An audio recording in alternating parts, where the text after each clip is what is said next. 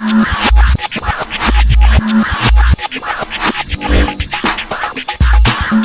el desarrollo de nuestros sistemas agrícolas.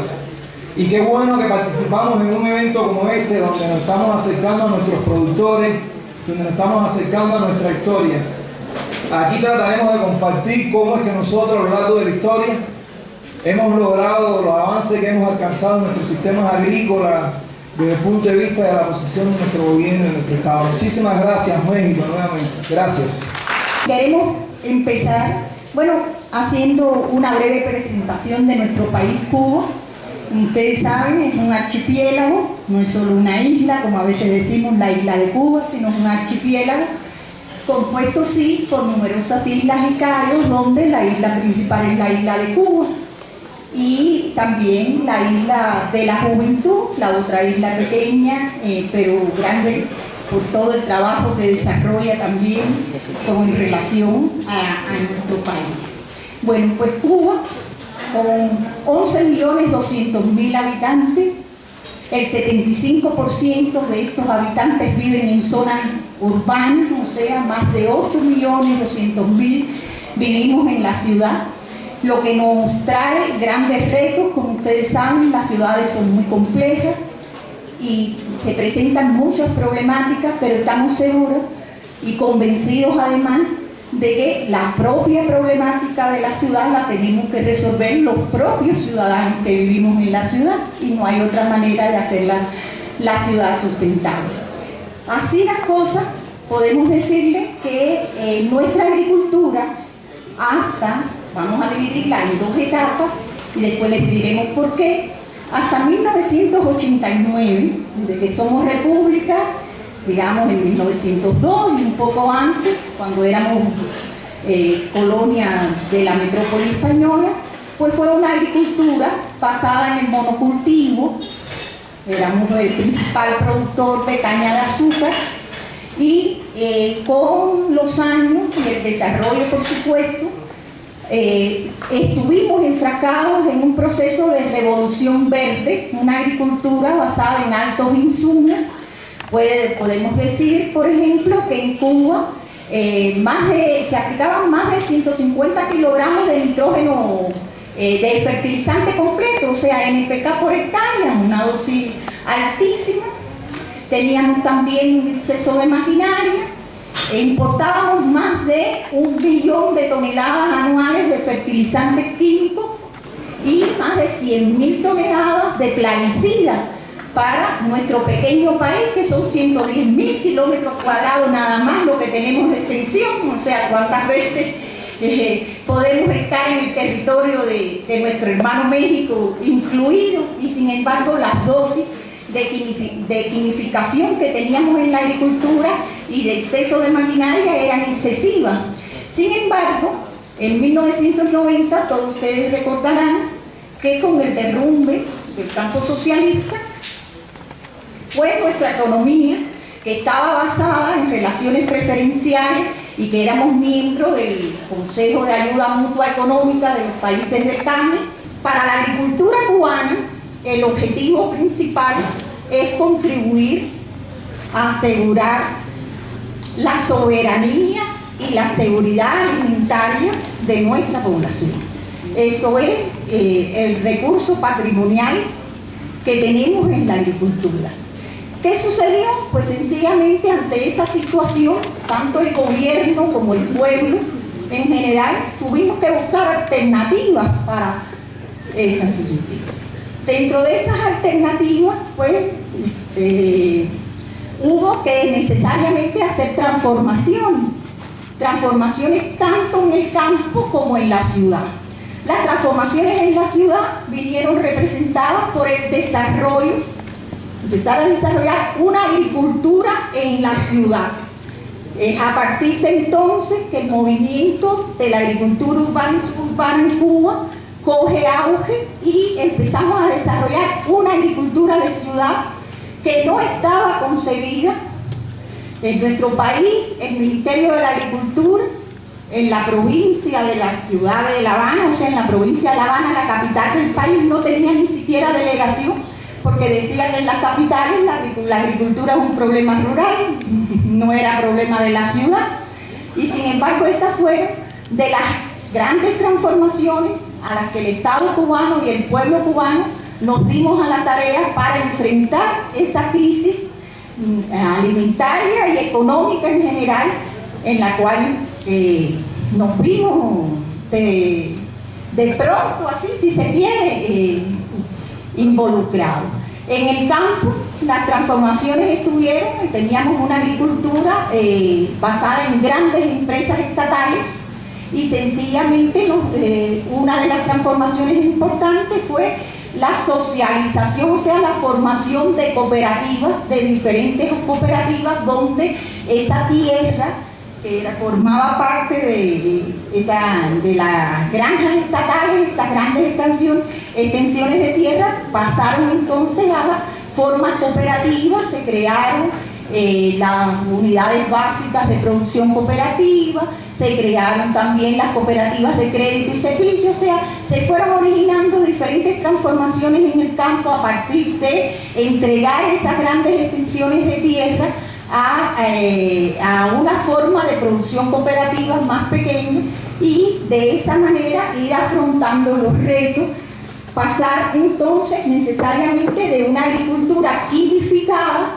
a una agricultura que se empezó a trabajar sobre los principios de la agroecología, una agricultura de carácter orgánico que hoy día está bastante extendida en nuestro país y es representativa. Así puedo decir que inclusive los organismos, las organizaciones internacionales reconocen que en Cuba la producción orgánica, aun y cuando no partimos de una producción certificada, el procedimiento que se emplea es totalmente orgánico y está extendido no solo en determinadas regiones, sino que las 15 provincias que hoy somos en nuestra división política administrativa y el municipio especial Isla de la Juventud tienen mucho de su organización. Y en cuanto al Programa Nacional de Agricultura Urbana y Suburbana en el país, se trabaja de todas maneras sobre bases agroecológicas. Por lo tanto, queremos imbuirle que trabajar sobre procesos agroecológicos y en base a una agricultura orgánica que muchos dudan de si se puede alimentar o no a la población, Cuba representa un ejemplo en ese sentido de que sí podemos alimentar a nuestra población con menos productos químicos, con menos daño al ambiente, más en armonía con nuestro agroecosistema, que en resumidas cuentas constituye la base de la sustentabilidad. Como decía la maestra Rosalía, ¿cómo se lleva a cabo este proceso? Primero, con una concepción que nuestro país es netamente agrícola. Nosotros no tenemos recursos naturales, no podemos desarrollar una economía basada en algo que no tenemos. Y si tenemos tierra, si tenemos suelo, si tenemos el campo cubano. Para esto se crea un movimiento de agricultura urbana y suburbana en el país, donde se integran todos. Ahí se integran todos los institutos de investigaciones, todas las formas productivas ya descritas por Rosalía. Se integran las escuelas. Es muy común ver en nuestro país, en los propios círculos infantiles, lo que ustedes le dicen guardería, ya sembrar ese amor a una cultura agrícola, a una cultura agroalimentaria, ver nuestros pioneros, ver nuestros estudiantes de secundaria, de pre, de universidades, todos, aunque tengan carreras que no sean afines a la agricultura, sean médicos, pero con una vocación, con una conciencia en función de que nuestro país es netamente agrícola y tenemos que desarrollar la agricultura. Y ahí van al campo, ya le digo, que sean médicos, que sean arquitectos, que sea lo que sea, van al campo y bueno, desarrollan prácticas agrícolas, crean esa concepción de armonía con la agricultura, de armonía con el ecosistema, con la naturaleza. Es un principio de lo cual debemos partir los pueblos que necesariamente dependemos de la agricultura. A partir de ahí, primero en las ciudades nos dimos a la tarea de producir en los espacios que fueran. En esos que no tienen otra actividad productiva definida, en patios de la propia familia, en azoteas, en balcones, con un principio, buscar elementalmente la alimentación de esa familia, del pueblo, de la comunidad, en un radio de acción hasta, vuelvo y repito, hasta la familia, y de esa manera se ha logrado una producción considerable ya, como decía Rosalía, reconocida también por organismos internacionales. Es de destacar que hoy la producción, a partir de la producción nuestra, el pueblo, cada habitante en Cuba tiene garantizado alrededor de 200 gramos de grano diarios, tiene garantizado 460 gramos, es decir, una libra, medio kilo, de hortalizas vegetales, tiene garantizado más de 400 gramos de vianda, y así pasa también con los cárnicos, cada habitante. Y eso se logra precisamente a partir del movimiento de agricultura urbana, suburbana en el país, se logra a partir de la voluntad de los cubanos, de la voluntad del gobierno, de la voluntad de todo, de desarrollar precisamente alimentos sanos, alimentos sobre bases orgánicas y que den al traste con los problemas de alimentación que tenía nuestro pueblo, y que tiene el mundo como tal. Bueno, yo pienso que ya después de lo que ha dicho Rosalía y Jorge, quedan muy pocas cosas que decir, pero de todas maneras, yo pienso que lo fundamental que hemos logrado nosotros, hemos logrado con voluntad política. Es decir, que hay una voluntad del pueblo, hay una decisión del pueblo, hay una decisión del Estado, hay una decisión del partido, en que es necesario alimentar a la población. Y eso se ha logrado, es decir, que en estos programas participamos todos.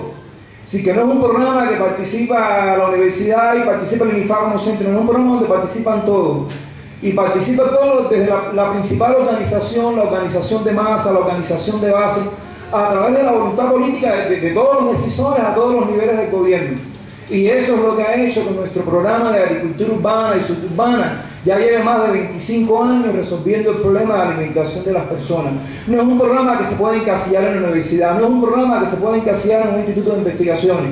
Es un programa que tiene que estar a la mano del pueblo, al alcance del pueblo, y que precisamente eso es lo que lo hace rico, eso es lo que lo hace diverso.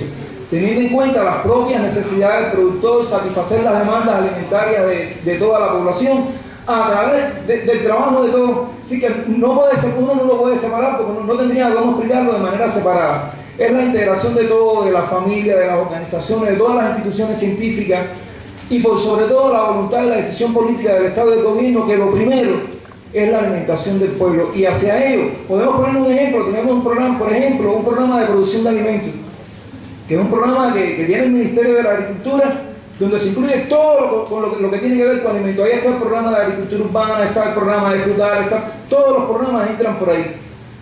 Y por ahí se rige todo el mundo.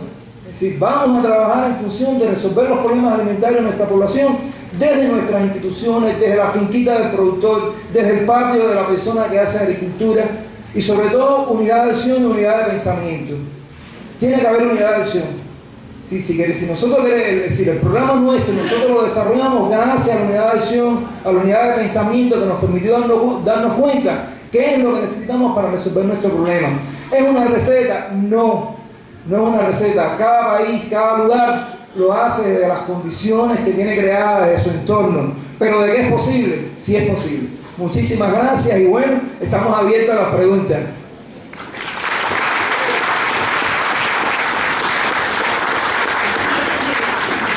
Solo quería añadir una cosita más. Y es que siempre ha sido el motor impulsor de cualquier programa en nuestro proceso, en el caso refiriéndonos a la agricultura, ha sido el productor. O sea, no imaginemos, cuando hablamos de un programa nacional, hablamos que ha sido un programa elaborado desde arriba. Ha sido un programa y es un programa participativo, o sea, donde tanto la representación de los productores en cualquier toma de decisión o en cualquier enrutamiento, ¿no?, hacia la estrategia es fundamental. O sea, no ha sido nunca, y esa podemos decir que ha sido una de las claves del éxito que hemos tenido en el desarrollo de nuestros programas. Que siempre partimos de un lema primero, que fue producir haciendo. No podemos esperar a hacer un programa y después empezar a producir haciendo y enseñar produciendo. O sea, tampoco, o sea, es así, siempre ha habido una capacitación y un apoyo directo a los productores, pero a partir de un alimento recíproco, dada precisamente por la vinculación entre las instituciones de investigación, las instituciones de nivel superior en cuanto a enseñanza y los productores en un proceso de retroalimentación, que ha sido precisamente, por eso le decíamos, producir haciendo cosas. Ahí es que producimos lo que tenemos, con las posibilidades que tenemos a partir de los recursos de cada localidad. Por eso tampoco es un programa que se rige por unas normas de procedimiento, sino que cada municipio, cada lugar, con sus características propias, a partir de sus recursos, de su disponibilidad, de sus personas, de su hacer creativo, pues inyecta resultados al programa, que después entonces se generalizan y se multiplican en todo el país, o sea, se llevan rápidamente a la práctica productiva, pero no emana de direcciones centrales desde que esto hay que hacerlo así y todas las 14 provincias es así, porque en las 14 provincias los suelos no son iguales, la disponibilidad de agua para producir no es la misma, los hábitos y las preferencias de los pobladores de cada localidad no son los mismos, y por lo tanto no puede ser, tiene que ser un programa descentralizado y, por supuesto, con idea, con una estrategia bien definida de a dónde se quiere llegar. Eso era lo que queríamos aclarar. Muchas gracias. Ustedes hablaban del monocultivo, de las cooperativas y bueno, cómo se han podido organizar a través de policultivos, yo me imagino, para la cuestión de la alimentación y las cooperativas, obviamente. Bueno, sí. Bueno, tratamos y luchamos, o sea, a partir del conocimiento, de la socialización de los conocimientos, que es necesario entonces aprovechar al máximo los suelos y por lo tanto la utilización del policultivo nos permite hacer un aprovechamiento más eficiente del área disponible para producir. Y eso dentro de los principios de aplicar la agroecología, el intercalamiento o los sistemas de policultivo múltiple juegan un papel importante. Y entonces en los nuevos procesos de estos de cooperativa siempre, bueno, pues se trata de que aunque mi cultivo principal sean los frutales, por ejemplo, y que voy a tener una finca dedicada a los frutales, todos sabemos que los frutales demoran tiempo en establecerse, que las distancias de plantación que hay que dejar son amplias, entonces en todo ese tiempo usted puede ir sembrando cultivos de ciclo corto, de ciclo medio, y de esa manera el área productiva la puede multiplicar a veces entre 3, o perdón, por 3, no entre, sino por 3. Por ejemplo, si yo voy a tener una plantación al final de mangos, que va a ser mi cultivo básico, pues en el primer año, entre lo que esa plantación se establece, yo puedo sembrar cultivos de hortalizas de ciclo corto, pero también puedo sembrar café, que ya no es tan corto el ciclo, pero es más corto que el del mango y las carnes. Y así vamos incrementando la eficiencia en el uso de la tierra y también de que un productor, de que tenga, porque la economía es muy importante. Y si usted quiere establecer una nueva finca de frutales, el productor no puede esperar 6 años a retribuir las inversiones que ha hecho, a que pueda sacarle la cosecha al mango y entonces tenga rentabilidad, y mientras tanto va obteniendo a partir de esos cultivos. Esa es una de las prácticas, por ejemplo, que se utilizan entre otras. ¿Satisface? Sí, gracias. No, creo que ya Rosalía dijo ahí lo fundamental. Otra de las cosas que quizás no hablamos y que son importantes, bueno, es la comercialización, que dentro de las cosas que pasaron no mencionamos. Bueno, cómo el productor comercializa sencillamente en estas técnicas, en esta producción que hacemos tanto en la agricultura urbana como en la suburbana. Hay algo importante, sobre todo en la urbana, el productor se quita el intermediario, y ustedes saben que en todos los sistemas productivos el intermediario es el que se lleva la ganancia. El intermediario no sabe ni qué nos costó a los productores obtener nuestra cosecha, sin embargo él se lleva la ganancia.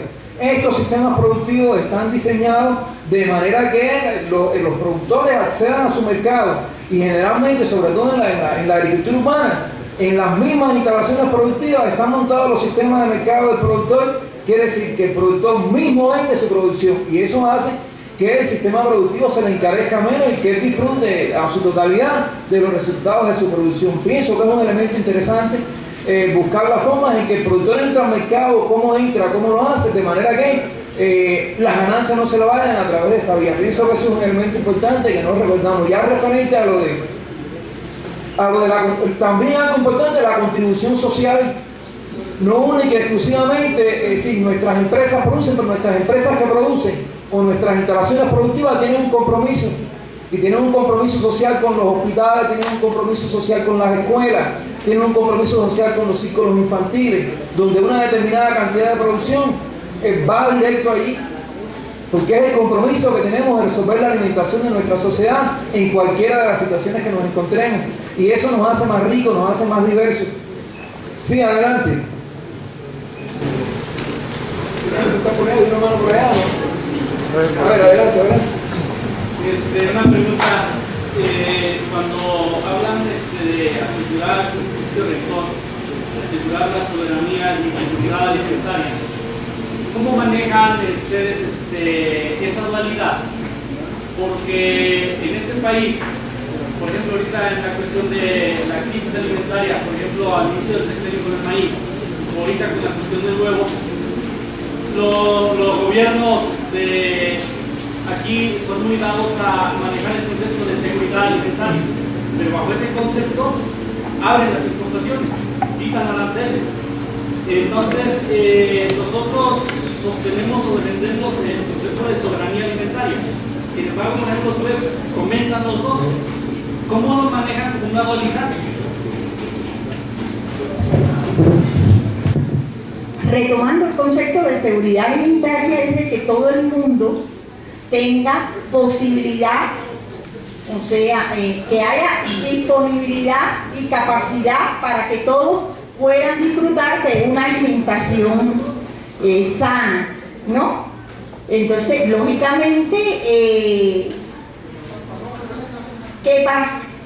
Que totalmente no nos podemos autoabastecer. Cuando hablamos de soberanía alimentaria, nos estamos hablando ya de trabajar por ser menos vulnerables a la situación externa, a la dependencia externa. O sea, cuando nosotros estamos trabajando en nuestros programas por producir nuestras propias semillas, por ejemplo, por depender de nuestras propias variedades autóctonas y no de semillas híbridas y no de semillas de importación, estamos luchando por alcanzar nuestra soberanía alimentaria, por ejemplo.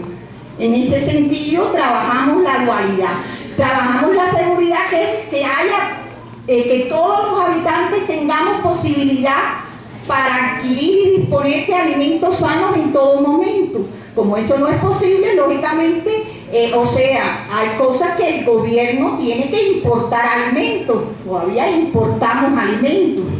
Y entonces, bueno, en la medida, desde el punto de vista de la seguridad, es necesario seguir importando alimentos porque el gobierno cubano trabaja por garantizar a cada ciudadano cubano una disponibilidad de alimentos que esté sobre el orden de las 2.200 kilocalorías como promedio diaria, 2.200 calorías diarias, que es lo que nuestro Instituto de Nutrición ha planteado en las guías alimentarias para la población cubana mayor de 2 años de edad, porque menor para los niños hay otras guías ya estudiadas, que es suficiente para poder y desarrollar su actividad diaria de una forma. Entonces, cuando con nuestra producción no podemos alcanzar suministrar todo eso, bien, porque, por ejemplo, trigo importamos, otros productos importamos para alcanzar ese valor de las 2.200 kilocalorías que necesitamos,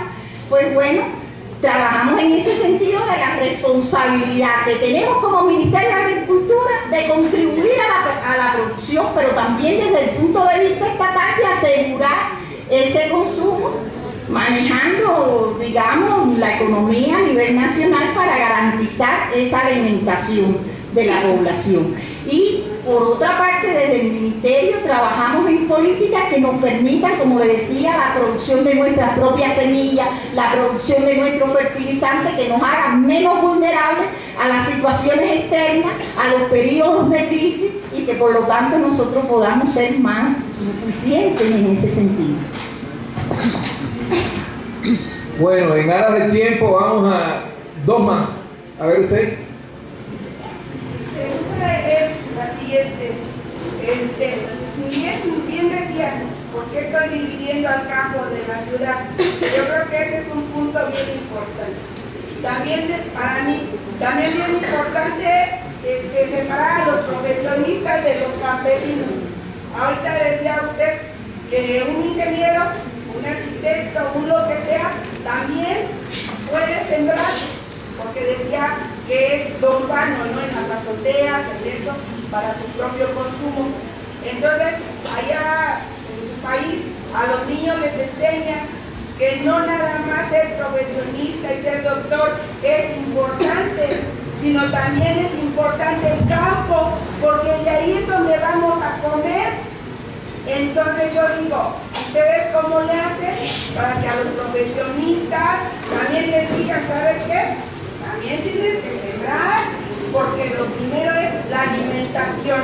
Si no hay alimentación, no hay salud, no hay nada, y entonces lo más importante es la salud. Y entonces no voy a dividir ya en mi mente, no voy a dividir unos que nada más estudian y otros que nada más sientan, sino todo es importante. ¿Cómo le hacen para decirle a esos profesionistas que vamos al campo?